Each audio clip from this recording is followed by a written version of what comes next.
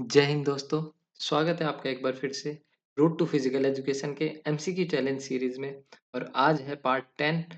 हम सभी साथ में 1500 प्लस एमसीक्यूज को टारगेट कर रहे हैं सीरीज के अंदर, जो कि हमारे फिजिकल एजुकेशन से रिलेटेड जितने भी कॉम्पिटिटिव एग्जाम्स हैं, चाहे वो हमारे स्टेट लेवल हों या फिर वो हमारे नेशनल लेवल एग्जाम हों, जैसे कि HTET, UP LT grade, Bihar STET, Rajasthan के सभी grade, first grade, second grade, third grade, Punjab PTI, KVS, NVS, D triple S B, CUET और यहाँ तक कि नेट के लिए भी बहुत इंपॉर्टेंट एमसीक्यूज यहाँ पर आपके रहेंगे। ठीक है, तो चलिए बिना टाइम वेस्ट किए हम स्टार्ट करते हैं। तो जैसे कि मैंने लास्ट वीडियो में लास्ट पार्ट में आपसे पूछा था कि इसका आंसर कमेंट करिएगा। यहीं से हम वापस से कंटिन्यू करते हैं। क्या पूछ रहे हैं यहाँ पर? Ergogenic aids are used for. Ergogenic aids का उपयोग किसके लिए किया जाता है? Improving sports performance, preventing injuries, maintaining ground conditions या फिर ऑफिशिएटिंग द गेम। तो the correct answer will be A, that is improving the sports performance. अब देखिए, सबसे पहले हमको पता होना चाहिए एर्गोजेनिक एड्स है क्या है, इसको देखते हैं क्योंकि काफी इंपॉर्टेंट है।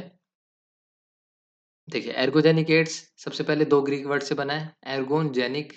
एर्गोन का मतलब है word and the genic means production, that is the production of work. So ergogenic aids हैं क्या हमारे? देखिए, एर्गोजेनिक एड्स मेनली हमारे इसके अंदर क्या तो सब्सटेंसेस आते हैं, ठीक है, या फिर कुछ डिवाइसेस आते हैं या फिर कुछ मेथड्स आते हैं।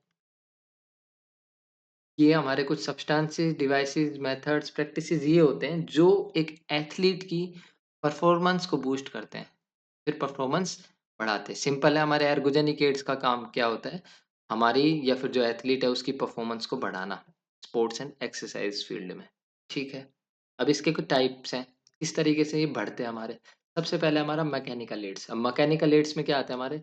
डिवाइसेस और equipments to used to improve efficiency. मतलब ये वो डिवाइसेस होते हैं या फिर इक्विपमेंट्स होते हैं जो एथलीट की एफिशिएंसी को बढ़ाते हैं। जैसे हाईटेक शूज। हाईटेक शूज में आप एग्जांपल ले सकते हो, जैसे आपके कार्बन प्लेटेड शूज आते हैं, सोल्स आती हैं आपकी कार्बन प्लेटेड, जो कि काफी हेल्प करती है उसको एफिशिएंट बनाने में, जो इक्विपमेंट है, जो शूज है। ठीक है, फिर आते हैं हमारे swim suits, light weight cycles, tennis rackets, जो कि हमारे इंजरी प्रिवेंशन में भी हेल्पफुल रहते हैं।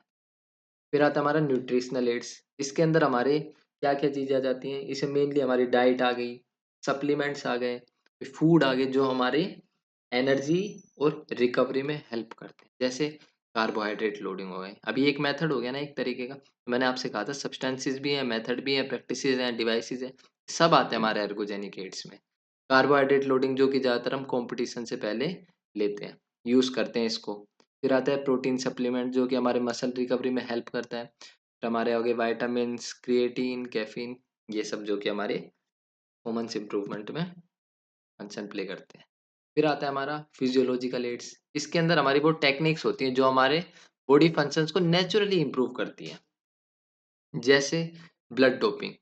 अब ब्लड डोपिंग जैसे कि आपने सुना होगा, ये हमारे बैंड सब्सटेंस है, ये बैंड मेथड्स हैं। क्यों? वाडा की तरफ से। अब एर्गोजेनिक एड्स के अंदर ही हमारे कुछ ड्रग्स भी आते हैं, मेडिसिन हो गई, टेक्निक्स हो गई, जो कि बैन कर रखी है वाडा ने, क्योंकि ये चीज़ें इलीगल है। इलीगल तरीके से कोई भी एथलीट की परफॉर्मेंस को इम्प्रूव कर रहा है तो वो बैन कर दी गई है। फिर एक आता है हमारा एल्टीट्यूड ट्रेनिंग। एल्टीट्यूड ट्रेनिंग का मतलब क्या होता है?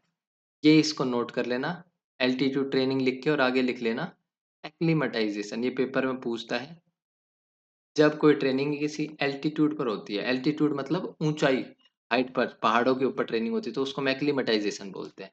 फिर ऑक्सीजन सप्लीमेंटेशन। तो ये हमारे कुछ टेक्निक्स हैं जो कि हम बॉडी फंक्शंस को इम्प्रूव, मतलब बॉडी फंक्शन जो है हमारे और अच्छे तरीके से नेचुरली इम्प्रूव होते हैं, काम करते हैं। फिर हमारा फार्माकोलॉजिकल एड्स। इसके अंदर हमारे ड्रग्स में मेडिसिन आ गई, हमारे परफॉर्मेंस को एनहांस करे। बेसिकली आप देख रहे होंगे सब में हमारा परफॉर्मेंस एनहांस हो रहा है, बस अलग अलग तरीके से। यहाँ पर तो मैनी आर द बैंड, मतलब ज़्यादातर बैन है। जैसे कि आपने स्टीरॉइड सुना होगा, बीटा ब्लॉकर्स हो गए, एम्फेटामाइंस, एरिथ्रोपोइटिन, जो कि हमारे ब्लड सेल प्रोडक्शन को बढ़ाता है। फिर हमारे आगे साइकोलॉजिकल एड्स, जो कि जिसके अंदर क्या है, हमारे मेंटल टेक्निक्स होते हैं जो हमारे प्लेयर के क्या कर सकते हैं, कॉन्फिडेंस, फोकस और मोटिवेशन को बूस्ट अप करते हैं। जैसे मेडिटेशन कर सकते हैं, विजुअलाइजेशन कर सकते हैं, जो ज़्यादातर एथलीट्स जस्ट उनके कॉम्पिटिशन से पहले करते हैं। हिप्नोसिस हो गया, पॉजिटिव सेल्फ टॉक करते हैं काम रहने के लिए। ठीक है, ये हमारा एर्गोजेनिक एड्स था। चलिए आगे, नेक्स्ट है, नेक्स्ट पूछ रहा है, ERG theory of motivation was proposed by Abraham Maslow, Clayton Alderfer, Frederick Herzberg या फिर McClelland. So the correct answer will be B, that is Clayton Alderfer. अब हमारी जो ईआरजी थ्योरी ऑफ मोटिवेशन है, ये इसको देखते हैं। आपने सुना होगा एक मैस्लो की थ्योरी है जो कि हायरार्की ऑफ नीड्स है, मैस्लोज हायरार्की ऑफ नीड्स, जो कि हमारे अब्राहम मैस्लो ने दी थी। और ईआरजी थ्योरी किसने दी? हमारे एल्डरफर ने। और ये प्रपोज कब करी गई? ये करी गई थी हमारी 1916। तो इन्होंने जो नीड दी थी वो ये 5 नीड थी, 1 2 3 4 5। ठीक है, कि भाई मनुष्य की, ह्यूमन की ये कुछ 5 नीड्स होती है, यहाँ से स्टार्ट होती है और यहाँ पे जाके खत्म होती है। मतलब सबसे टॉप मोस्ट ये होती है, सबसे बेसिक, मतलब ये तो चाहिए ही चाहिए होती है, जिसमें रोटी कपड़ा मकान। तो हमारे एल्डरफर ने क्या करा, इन्होंने क्या करा, मैस्लो की हायरार्की को सिंप्लीफाई कर दिया। और वो बताते हैं कि सिर्फ 3 नीड्स होती हैं मेनली। क्या क्या? E R G, existence, relatedness और ग्रोथ। अब एग्जिस्टेंस के अंदर क्या आता है हमारा, अब इनको देखते हैं हम तीनों को। एग्जिस्टेंस क्या कहता है? It is related to basic survival and physical wellbeing. मतलब ये हमारे सबसे बेसिक सर्वाइवल नीड्स होते हैं, जैसे रोटी कपड़ा मकान, हमारी सिक्योरिटी हो गई, सैलरी या फिर हमारी जॉब हो गई, सेफ वर्किंग कंडीशन में रहना। देखे हैं जैसे आप देख सकते हैं, food water shelter salary working condition. मतलब सिंपल है, जो चीज़ें हमें जिंदा रहने के लिए हमारे लिए ज़रूरी है, जिंदा रहने के लिए जो चीज़ हमारी ज़रूरी है वो सब हमारी एग्जिस्टेंस के अंदर आती है। फिर आता है हमारा relatedness. It is related to interpersonal relationships, जैसे love belongingness, respect from others या फिर कम्युनिकेशन। मतलब जैसे इंसान को दूसरों के साथ कनेक्शन और बिलोंगिंगनेस चाहिए होती है ना, जैसे हमारे सोशल नीड्स हो गई, तो वो हमारी किसके अंदर आएंगी? रिलेटेडनेस। फिर लास्ट में हमारी growth needs. It is related to personal development and self fulfilment. मतलब खुद को खुश रखने के लिए सेल्फ एक्चुअलाइजेशन इसके अंदर आता है। सेल्फ फुलफिलमेंट हो गया, पर्सनल डेवलपमेंट सिर्फ खुद के डेवलपमेंट के लिए, खुद के अचीवमेंट के लिए, क्रिएटिविटी करना खुद के लिए, कैरियर ग्रोथ, सेल्फ इम्प्रूवमेंट, जब इंसान अपने बारे में सोचने लग जाता है, मतलब पॉजिटिव वे में, तो वो हमारा ग्रोथ नीड्स के अंदर आने लग जाता है, ग्रोथ नीड्स के अंदर आता है। ठीक है, समझ आ गया होगा आई थिंक। चलिए नेक्स्ट है, reliability of a test means the test gives consistent results, the test measures what it tends to measure, test is influenced by a personal bias या फिर a test is always valid।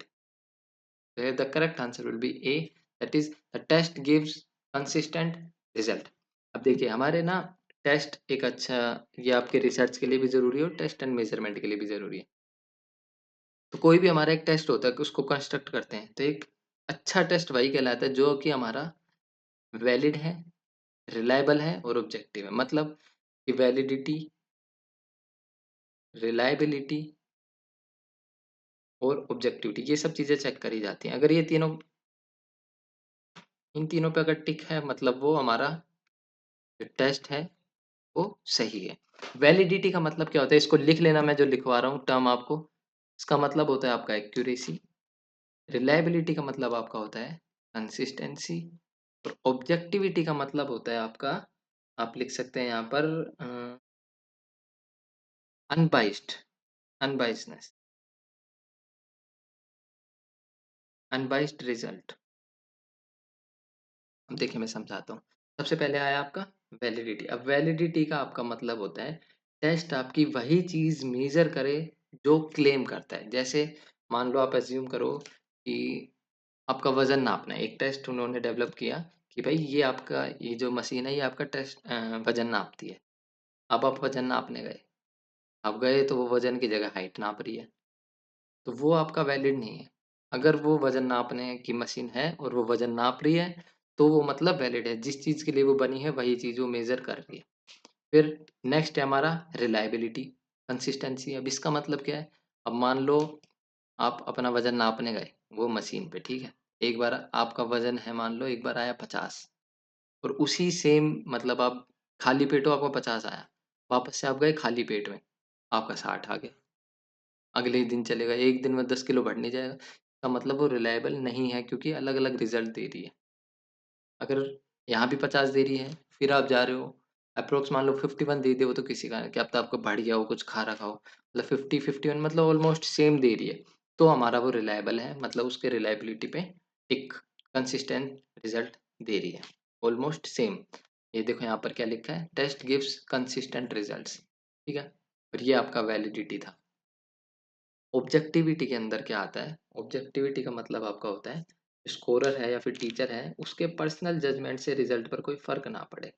अब जैसे, अब देखो example लो, जैसे आप, भाई हमें ये चेक करना है, मान लो शर्त लगी दो दोस्तों की, है ना, कि भाई तेरा वजन कम है या मेरा वजन कम है। उसने भाई मेरे को बोला, आप मान लो कोई भी दो दोस्त हैं मेरे, उन्होंने बोला कि भाई नाप भाई किसका वजन कम है, कौन फिट है ज्यादा, मतलब कि भाई मोटा किसको कहलाते हैं, कि भाई वो ये बचने के लिए मेरे को मोटा ना बोले, तो भाई एक का वजन 50 किलो है, ठीक है, और एक का वजन 60 किलो है। अब मान लो ये मेरा अच्छा दोस्त है और ये इससे मेरी बनती नहीं है, तो भाई इसका तो मैंने बता दिया कि भाई तेरा मान लो 50 किलो है, और इसको मैंने बता दिया कि भैया तेरा 60 किलो है। ये मैंने अब खुद जाके मेजर किया, उनको नहीं बताया, तो मैंने ये बोला। तो अब इससे क्या हुआ, मैंने पर्सनल बाइसनेस कर दी, किसी एक की तरफ मैंने अपनी वो दिखा दी कि हाँ भाई ये मेरा दोस्त है, इसलिए मैंने इसका वजन कम बता दिया।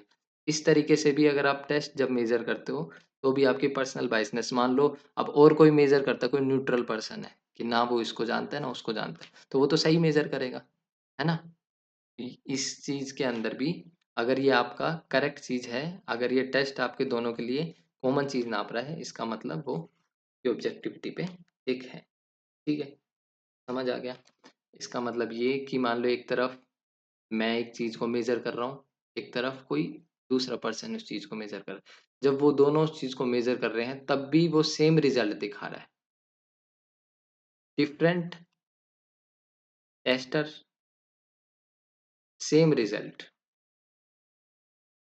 तो मतलब ऑब्जेक्टिविटी उसको कहा जाता है, जिसमें कि अनबाइसनेस। ठीक है, आई होप समझ आ गया होगा, कंफ्यूज ना हुए। अगर ना आया हो समझ, तो एक बार इसको वापस से रिपीट कर लेना, नहीं तो मेरे को कमेंट में बता देना, मैं आपको वापस से इसको किसी अगली वीडियो में समझा दूंगा। चलिए आगे, नेक्स्ट है, in the context of sports training tactical preparation primarily and emphasises. Basically यहाँ पर टैक्टिक्स के बारे में पूछा है, तो यहाँ पर रिलेट करके चलिए।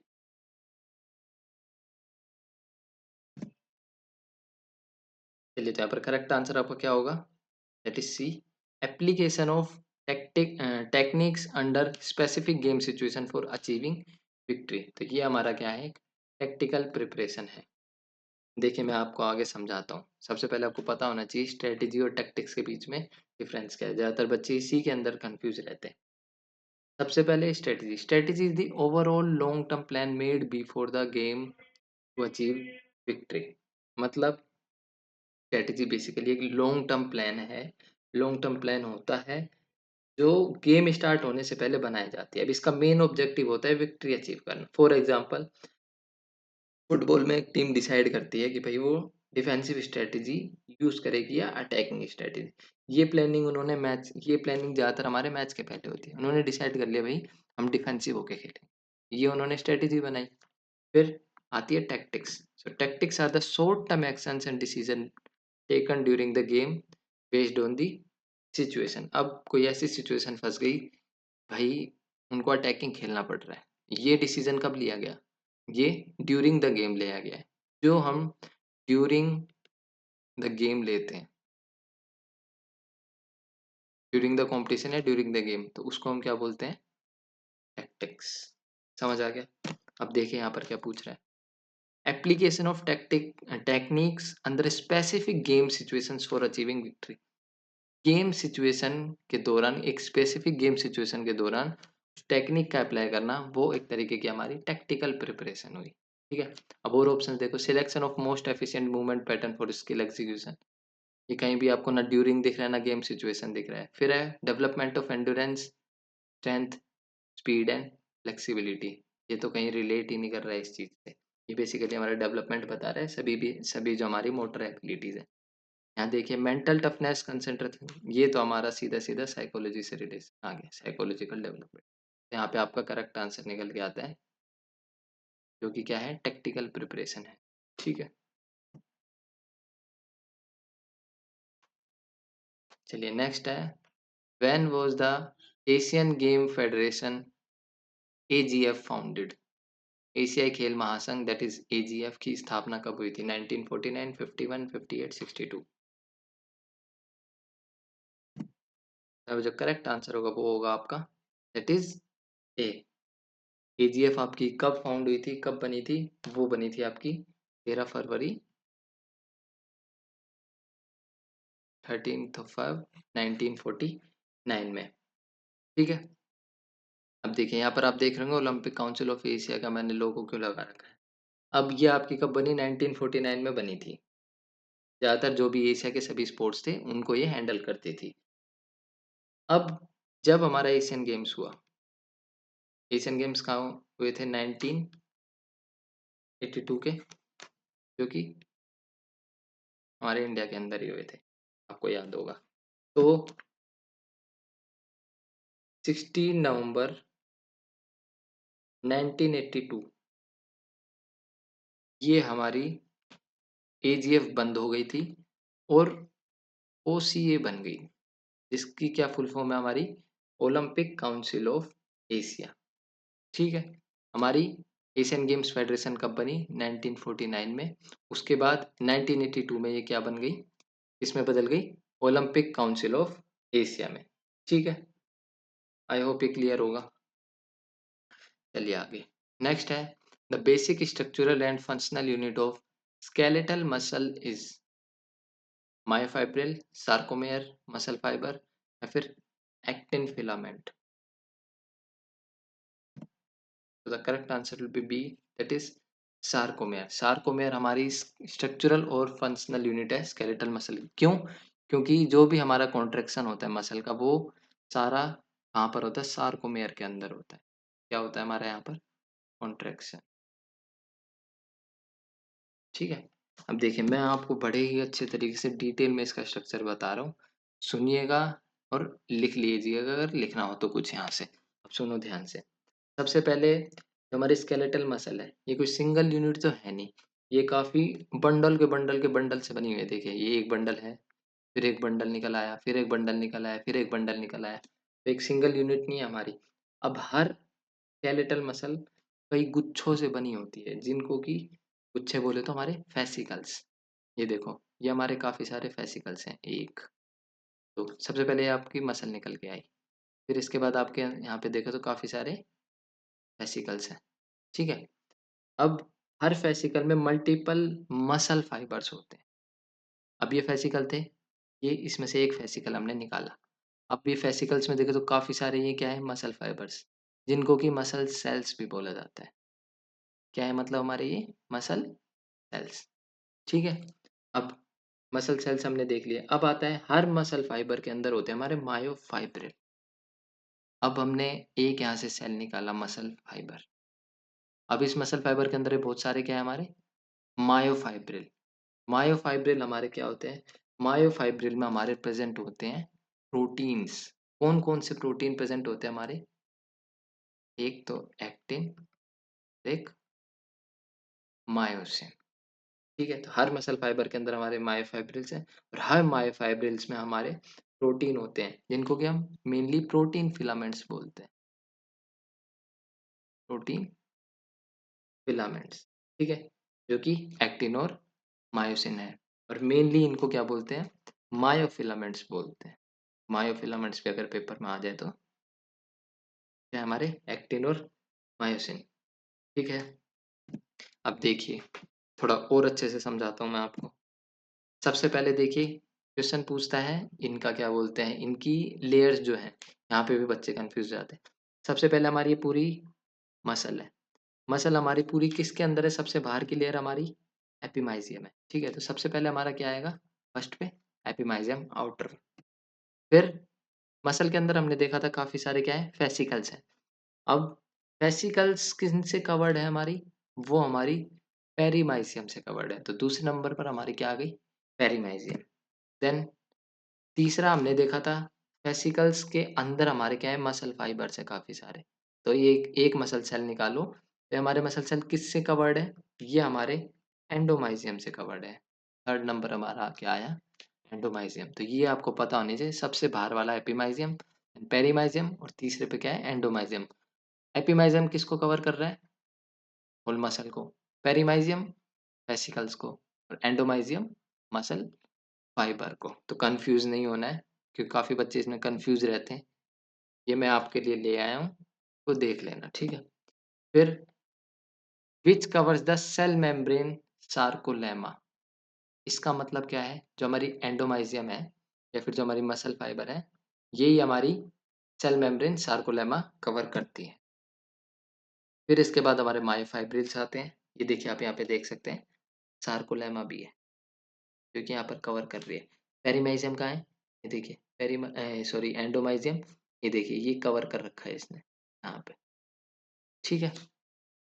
मायोफाइब्रिल्स के बाद हमारे सार्कोमेयर आते हैं, जो कि हमारे सार्कोमेयर्स प्रेजेंट होते हैं। मैंने आपको बताया था, जो कि हमारे जहाँ पे कॉन्ट्रैक्शन होता है, तो कॉन्ट्रैक्शन हमारा कहाँ पर होता है? सार्कोमेयर के अंदर होता है। कॉन्ट्रैक्शन कब होता है? तो हमारे एक्टिन और मायोसिन अपना अपना रोल प्ले करते हैं, और वो भी कभी हम समझेंगे स्लाइडिंग फिलामेंट थ्योरी को, ठीक है? ये हमारी कॉन्ट्रैक्टाइल यूनिट है सार्कोमेयर, और ये हमारे कॉन्ट्रैक्टाइल प्रोटीन्स है या फिर हमारे मायोफिलामेंट्स हैं, ठीक है? मैंने आपको बता दिया है, या फिर इनको हम बोलते हैं प्रोटीन फिलामेंट्स भी। ओके, चलिए आगे। नेक्स्ट है, what is the title of Ricky Ponting's autobiography? Ricky Ponting की आत्मकथा का शीर्षक क्या है? बताइए इसमें से क्या हो? The correct answer will be C, that is at the close of play. ये किन की ऑटोबायोग्राफी है? रिक्की पोंटिंग की, ठीक है? देखिए, यहाँ से काफी प्लेयर्स का पूछा जाता है, तो मैं आपको इम्पोर्टेंट इम्पोर्टेंट बता देता हूँ। एक है हमारी प्लेइंग इट माई वे। ये किसकी है हमारी? ये हमारी सचिन तेंदुलकर जी की ऑटोबायोग्राफी। सचिन तेंदुलकर। फिर एक है हमारी wide angle.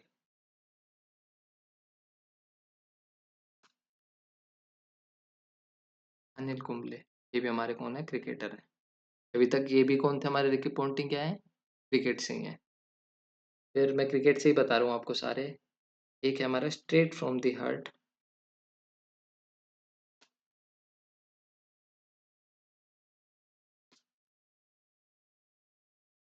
Straight from the heart, cricket my style. ये किसकी है? ये हमारे कपिल देव जी की, ठीक है? एक जो कि सबसे ज्यादा पेपर में पूछता है, वो है हमारा the test of my life. ये किसके हैं? ये हमारे युवराज सिंह, ठीक है? ये हमारे कुछ इंपॉर्टेंट थे। एक और पूछ लेता है हमारे, जो कि सुनील गावस्कर जी की है। इसका क्या नाम है? सनी डेज। या फिर इसी से याद रख सकते सनी। तो क्या आ जाएगा यहाँ? सुनील गावस्कर, ठीक है? ओके, चलिए आगे।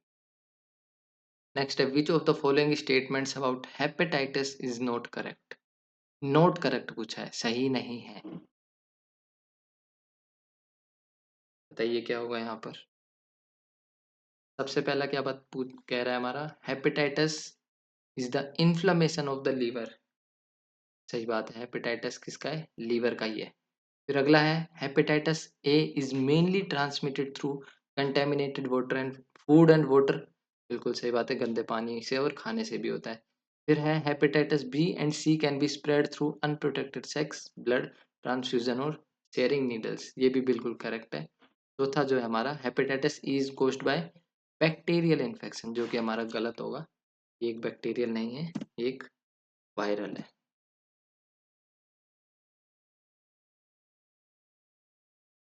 अब देखिए सबसे पहले अब इनकी कुछ टाइप्स है हमारे। सबसे पहले तो हमें पता होना चाहिए हेपेटाइटिस जो है हमारे, इसका मतलब समझिए। हेपा का मतलब क्या होता है? कहीं भी अगर दिख जाए आपको, लीवर। हेपा का मतलब क्या है? लीवर। और आइटिस, आइटिस का मतलब क्या होता है? अगर कहीं भी आइटिस लग रहा है मतलब वो क्या है? इन्फ्लेमेशन है। तो ये किसका है? लीवर के अंदर इन्फ्लेमेशन हो जाता है, सूजन हो जाती है, कोई भी दिक्कत हो जाती है। सबसे पहले आता है हमारा हेपेटाइटिस ए। अब इसके अलग-अलग वजह से हो सकती है। सबसे कॉमन कॉज़ हमारे इन वायरसेस से होते हैं जो कि ए, बी, सी, डी, ई हैं। इनके जो नाम रखे गए हैं। अब देखिए सबसे पहले हमारा हेपेटाइटिस ए। ये किस-किस से होता है? हमारे गंदे खाने और पानी से। इसकी वैक्सीन भी अवेलेबल है। यही इम्पोर्टेंट है, ज़्यादातर यहीं से क्वेश्चन आते हैं, तो ये मैंने आपको एक टेबल के अंदर डाल दिए। अब जो हेपेटाइटिस बी है ये किस-किस से फैल सकता है? ब्लड से, सेक्सुअल कॉन्टैक्ट से, मदर टू चाइल्ड, मतलब ये जेनेटिक भी है। इसकी जो हमारी वैक्सीन है ये भी अवेलेबल है। ठीक है। फिर है आपका हेपेटाइटिस सी, जो कि इन्फेक्टेड ब्लड, जो कि नीडल से, ज़्यादातर किससे फैलता है? हमारे नीडल से। इसकी वैक्सीन अवेलेबल नहीं है। फिर हेपेटाइटिस डी, जो कि सिर्फ जब आपका हेपेटाइटिस बी होता है तो उसी के साथ ही हमारा हेपेटाइटिस डी आता है, वैसे ये नहीं हो सकता। इसकी हमारी वैक्सीन जो अवेलेबल नहीं है, लेकिन ये प्रिवेंटेबल रह सकता है। इसके थ्रू? हेपेटाइटिस बी वैक्सीन के थ्रू। फिर है हेपेटाइटिस ई, जो कि हमारे गंदे पानी से फैलता है। ठीक है। कुछ कंट्रीज में इसकी वैक्सीन हमारी अवेलेबल है। ओके। ये कुछ इंपॉर्टेंट है हमारे हेपेटाइटिस से रिलेटेड। चलिए आगे। नेक्स्ट पूछ रहा है the theory of play which explains that children play to utilise their extra energy is called. वह प्ले थ्योरी जो यह बताती है कि बच्चे अपनी अतिरिक्त ऊर्जा, जो कि एक्स्ट्रा एनर्जी है, खर्च करने के लिए खेलते हैं, वो क्या कहलाती है? Recapitulation theory, surplus energy theory, relaxation theory, या फिर इंस्टिंक्ट थ्योरी। तो यहाँ पे जो आपका करेक्ट आंसर हो जाएगा वो हो जाएगा आपका B, that is surplus energy theory. Surplus energy theory का क्या कहना है? फिर एक बार फिर समझिए। बच्चे जो प्ले बच्चे जो है वो इसलिए प्ले करते हैं या फिर जो इसलिए खेलते हैं क्योंकि उनके पास एक एक्स्ट्रा एनर्जी होती है। क्या होती है? Extra energy. और उस एक्स्ट्रा एनर्जी को यहाँ पर क्या बोला गया है? Surplus energy. तो जो एक्स्ट्रा एनर्जी होती है, जो कि उनकी बेसिक नीड जैसे खाना, सोना, सर्वाइवल में यूज़ नहीं होती, तो इस एक्स्ट्रा एनर्जी को खर्च करने के लिए वो बच्चे जो हैं वो खेलते हैं। ठीक है? अब एक एग्ज़ाम्पल मैं आपको एक एग्ज़ाम्पल से समझता हूँ। प्रेशर कुकर है, जो हमारे घर में कुकर होता है उससे एग्ज़ाम्पल समझिए। जब हम कुकर में मान लो दाल-चावल बना रहे हैं, तो अंदर स्टीम बनती है, भाप बनती है, बनती रहती है ना? तो धीरे-धीरे क्या रहता है उसमें प्रेशर बढ़ता है। लेकिन जब प्रेशर ज़्यादा हो जाता है, तो कुकर क्या करता है? सीटी बजाकर उस एक्स्ट्रा प्रेशर को क्या कर देता है? रिलीज़ कर देता है। बिल्कुल इसी तरह बच्चों के अंदर भी दिन भर जो एनर्जी स्टोर होती रहती है, जब उनके पास एक्स्ट्रा एनर्जी हो जाती है, तो उसको रिलीज़ करते हैं प्ले और गेम्स के थ्रू। जैसे भागना, कूदना, क्रिकेट खेलना, फुटबॉल या लूडो तक भी ये सब चीज़ें हमारे प्ले के अंदर आ जाती हैं। मतलब जैसे कुकर की सीटी एक्स्ट्रा प्रेशर निकालती है, वैसे ही जो प्ले है, खेल है, वो बच्चों के लिए आउटलेट है, उनकी एक्स्ट्रा एनर्जी निकालने का। ठीक है? ओके। और हमारी कुछ और भी थ्योरीज़ हैं इम्पोर्टेंट, वो मैं आपको लिखवा दूँ, है ना? वो भी लिखवा देता हूँ, एक लीजिएगा।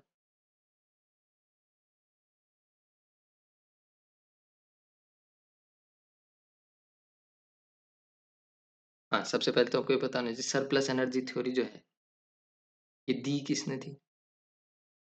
काफ़ी पूछता है पेपर में। ये हमारी दी थी स्किलर एंड स्पेंसर ने। फिर एक आती है हमारी थ्योरी ऑफ एंटिसिपेशन। एंटिसिपेशन ये हमारी दी थी कार्ल ग्रूस ने।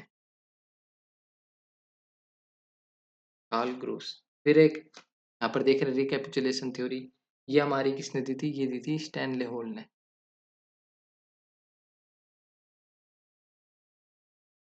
रिकैप, रिक्रिएशन, रिक्रिएशन करने कहाँ चलेगा हम? सिनेमा हॉल में रिक्रिएशन करने चलेगा, ऐसे याद रख सकते हैं। फिर यहाँ पे भी ऐसे याद रख सकते हैं, S surplus energy theory, S and S. S and S ने दी हमारी सरप्लस एनर्जी थ्योरी। ठीक है। फिर एक हमारी आती है थ्योरी ऑफ रिक्रिएशन आती है। थ्योरी ऑफ रिक्रिएशन ये किसने दी थी हमारी? ये दी थी Lord Kemps and GTW Patrick. इन्होंने हमारी रिक्रिएशन थ्योरी दी थी। फिर एक कैथेसिस भी है जो कि ज्यादातर ने सुनी भी नहीं होगी, ये हमारे एरिस्टोटल ने दी थी, अरस्तु ने दी थी। फिर एक आती है साइको एनालिसिस, ये हमारे दी थी, ये तो पता होगा ऑलमोस्ट सबको, सिगमंड फ्रूड ने। ठीक है, एक और आती है हमारी play is a life, play is a life theory. ये जो है ये हमारे दी है जॉन ड्यू ने, जॉन। ठीक है, तो ये कुछ हमारी इंपॉर्टेंट थ्योरीज थी प्ले से रिलेटेड, देख लीजिएगा, लिख लीजिएगा। चलिए नेक्स्ट है, which of the following are considered visceral organs in human body. मानव शरीर में निम्नलिखित में से कौन से आंतरांग या फिर विसरल ऑर्गन्स माने जाते हैं, बताइए। यहाँ पे जो करेक्ट आंसर होगा वो होगा आपका हार्ट, लंग्स और लीवर। अब ये चीज समझाने की नहीं, ये आपको पता होना चाहिए। हमारे विसरल ऑर्गन्स है वो बेसिकली हमारे इंटरनल ऑर्गन्स होते हैं, जो मेनली चेस्ट, जिसको कि हम थोरेसिक कैविटी बोलते हैं, और हमारे एब्डोमेन हो गया, जिसको हम एब्डोमिनल कैविटी बोलते हैं, तो इसके अंदर प्रेजेंट होते हैं, जैसे हमारे हार्ट, लंग्स, लीवर, स्टमक हो गया हमारा, स्टमक, इंटेस्टाइन्स, ये सब हमारे क्या होते हैं, विसरल ऑर्गन्स होते हैं। ठीक है, next, which of the following is not not an objective of sports authority of India. इसका ऑब्जेक्टिव नहीं है, इसका उद्देश्य नहीं है साई का। तो सबसे पहले तो आपको पता साई कब आई थी हमारी, साई आ गई थी हमारी 1984 में हमारी बन गई थी।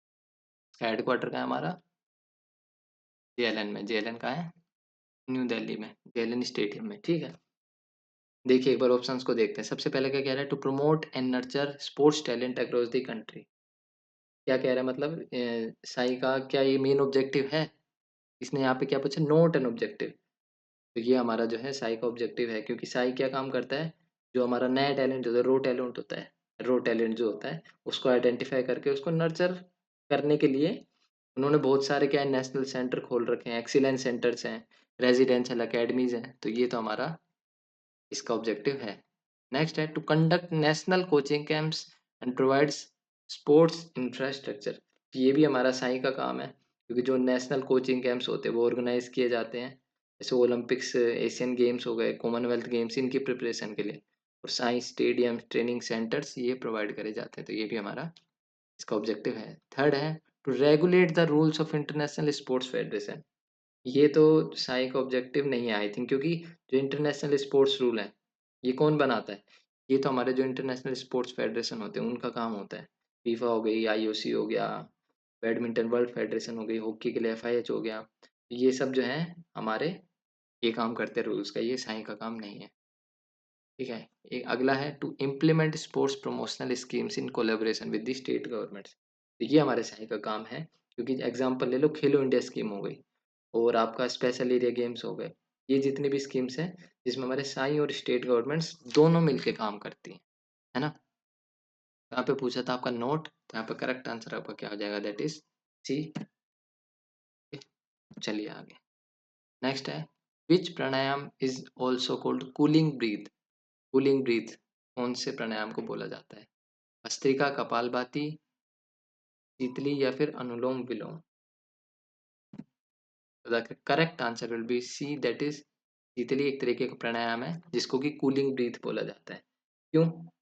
क्योंकि इसमें आप देख रहे हो, देखिए जीभ को, मुंह में क्या करते हैं, जीभ को घुमाकर हवा अंदर ली जाती है, जो कि ठंडी लगती है और बॉडी को हमारे कूल रखती है, इसलिए इसको कूलिंग ब्रीथ भी बोला जाता है। और शीतल, शीतल मानी ठंडा, इसी पर ये नाम रखा गया है। फिर आपका आता है भस्त्रिका। भस्त्रिका में क्या आता है, हम फास्ट इनहेलेशन एक्सहेलेशन करते हैं, फास्ट इनहेलेशन और एक्सहेलेशन करते हैं। ठीक है, फिर हमारा कपालभाति हो गया। कपालभाति में क्या करते हैं हम, फोर्सफुली करते हैं, ये बेसिकली हमारी क्लींसिंग ब्रीदिंग होती है। Cleansing, breathing. फिर अगला है हमारा अनुलोम विलोम। अनुलोम विलोम में तो आपको पता होगा हमारा ऑल्टरनेट वे में हमारी नोस्ट्रल ब्रीदिंग चलती है। ऑल्टरनेट, एक बार ये, एक बार ये, ठीक है, इस तरीके से। नेक्स्ट है the measurement of the heat energy liberated और absorbed in metabolic processes is, क्या होता है? कैलोरीमेट्री, स्पायरोमेट्री, हाइपोक्सीमेट्री या फिर ventilometry. So the correct answer will be A, that is calorimetry. ये बेसिकली हमारी जो हीट एनर्जी है उसका मेजरमेंट करता है मेटाबॉलिक प्रोसेसेस में, लिबरेटेड या फिर एब्जॉर्ब्ड में, ठीक है। स्पायरोमेट्री क्या करता है, क्या मेजर करता है? ये हमारी लंग कैपेसिटी को मेजर, लंग कैपेसिटी। हाइपोक्सीमेट्री, आप यहीं से अंदाजा लगा सकते हैं। हाइपोक्सिया आपने सुना होगा, हाइपोक्सिया। हाइपोक्सिया का मतलब क्या होता है? जब हमारे ब्लड में, फिर टिश्यूज में ऑक्सीजन का लेवल कम हो जाता है तो उसको हम हाइपोक्सिया कहते हैं। हाइपोक्सीमेट्री क्या एक मेजर करेगा? हमारा ब्लड में ऑक्सीजन की कमी का मेजरमेंट करता है हाइपोक्सीमेट्री। वेंटिलोमेट्री, वेंटिलेशन मैंने आपको एक बार बताया था, वेंटिलेशन को क्या कहा जाता है? ब्रीदिंग बोलते हैं बेसिकली, सिंपल ब्रीदिंग जो होता है। तो हमारा जो हमारा वेंटिलोमेट्री है, ये हमारा वेंटिलेशन का मेजरमेंट करता है, या फिर ब्रीदिंग वॉल्यूम या फिर रेट उनका मेजरमेंट करेगा, ठीक है। चलिए नेक्स्ट पूछ रहा है which of the following is not a corrective measure of scoliosis? Trikonasana, hanging on a horizontal bar, breast stroke in swimming या फिर कोबरा स्ट्रेच। तो आप देख रहे होंगे ज्यादातर क्वेश्चंस में आपको नोट वाले में लेके आ रहा हूँ, क्योंकि क्या करते हैं हम कई बार गलती कर देते हैं, क्वेश्चंस तो हमें आता है लेकिन नोट देखते नहीं, और देखा एक बार हाँ भाई ये तो है, तुरंत देखा और चल दिया आगे, क्योंकि टाइम की कमी रहती है ना। तो इनकी भी धीरे धीरे हम प्रैक्टिस करेंगे अब इसी तरीके से। जो भी हमारे क्रिटिकल क्वेश्चन है, लॉजिकल है, उस तरीके क्रिटिकल थिंकिंग वाले वैसे क्वेश्चंस लेके आएंगे, धीरे धीरे लेवल बढ़ाएंगे, और साथ साथ सिंपल क्वेश्चंस भी लेके चलते रहेंगे, ताकि हमारा बेसिक भी क्लियर होता रहे, हम उससे दूर ना हटे। चलिए तो इसका करेक्ट आंसर हमारा क्या हो जाएगा? That is D. जो स्कोलियोसिस है उसका ये करेक्टिव मेजर नहीं है। क्या क्या है? त्रिकोण आसन है, हैंगिंग ऑन अ हॉरिजॉन्टल बार है, और ब्रेस्ट स्ट्रोक इन स्विमिंग है। भाई स्कोलियोसिस होता क्या है हमारा? स्कोलियोसिस में क्या हो जाता है? जो हमारी स्पाइन है का लेटरल कर्वेचर हो जाता है, लेटरल कर्वेचर, या फिर सी, या फिर एस शेप्ड, ठीक है। ये हमारा एक पोस्चरल डिफॉर्मिटी है। मैंने आपको पोस्चरल डिफॉर्मिटी भी, आप पीछे की सीरीज देख सकते हैं, पार्ट जितने भी हैं उसमें मैंने आपको समझाया है, जितने भी सारी की सारी पोस्चरल डिफॉर्मिटीज हैं अच्छे से मैंने डिटेल में समझाया है। जितने भी आप ये प्लेलिस्ट चेक कर सकते हैं, एमसीक्यू चैलेंज सीरीज नाम से बनी हुई है, वहीं पे मैंने ये भी समझाया। सारे टॉपिक्स ऑलमोस्ट कवर हो रहे हैं यहीं से, सारे कॉन्सेप्ट आपके एमसीक्यूज के थ्रू, है ना। अब इसके क्या क्या करेक्टिव मेजर्स हैं? यहाँ पर त्रिकोणासन है, त्रिकोणासन, बार हैंगिंग, और ये हमारा ब्रेस्ट स्ट्रोक हो गया। ये से हमारे स्पाइन को स्ट्रेटन करने और मसल बैलेंस करने में हेल्प करते हैं, ठीक है। कोबरा स्ट्रेच तो मेनली हमारे आपका लोडोसिस को ठीक करने में हेल्प, लोडोसिस के, ठीक है। चलिए लास्ट क्वेश्चन, जो इसका आंसर आप कमेंट में बताएंगे सभी। क्या पूछ रहे? विच of the following figures is credited with developing a system of gymnastics in Denmark? तो डेनमार्क का जो फिजिकल एजुकेशन था मेनली यही पूछ रहा है, उसको उसका सिस्टम डेवलप करने का क्रेडिट किसको जाता है?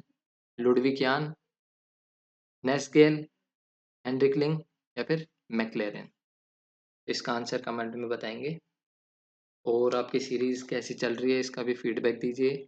और अगर आप नए हो तो पीछे भी आप देख सकते हैं सीरीज चलती आ रही है, आपका पार्ट 10 है, इससे पहले की वीडियोस आप प्लेलिस्ट चेक कर सकते हैं, वहां से स्टार्टिंग से आप तैयारी कर सकते हैं, या फिर यहाँ से भी कंटिन्यू कर सकते हैं, ठीक है। तो ये थे हमारे आज के सिलेक्टेड एमसीक्यूज, और अगर वीडियो पसंद आई हो तो लाइक करना मत भूलना, और अगर आप नए हो चैनल पे तो सब्सक्राइब करके बेल आइकन भी दबा दो, ताकि आपको अगली क्लास की नोटिफिकेशन मिल सके। हम रेगुलर आपके लिए ये सीरीज कंटिन्यू कर रहे हैं, ठीक है। तो इसी तरीके से अगर हम हमको रिस्पॉन्स मिलेगा अच्छा, आपके लिए जितना जल्दी हो सके उतना जल्दी लेके आएंगे। और क्योंकि थोड़ा सा टाइम इसलिए लग जाता है क्योंकि अच्छे लेवल के एमसीक्यूज लेके आ रहे हैं, बनाए जा रहे हैं आपके पैटर्न के थ्रू, पैटर्न के हिसाब से। सीधा उठा के नहीं डाल दे रहे हैं कि प्रीवियस ईयर क्वेश्चन लिया उठा के डाल दिया। प्रीवियस ईयर क्वेश्चंस तो मैं आपको पूरा पेपर सोल्व करवाऊंगा, एचटेट के, यूपी के, और भी जितने स्टेट्स हैं वहाँ के, ठीक है, जितने भी इंपॉर्टेंट आपके लिए रहेंगे। चलिए पढ़ेंगे, समझेंगे और मिल के क्रैक करेंगे एग्जाम को। मिलते हैं अगले एमसीक्यू चैलेंज में। तब तक के लिए जय हिंद। फिजिकल एजुकेशन जिंदाबाद।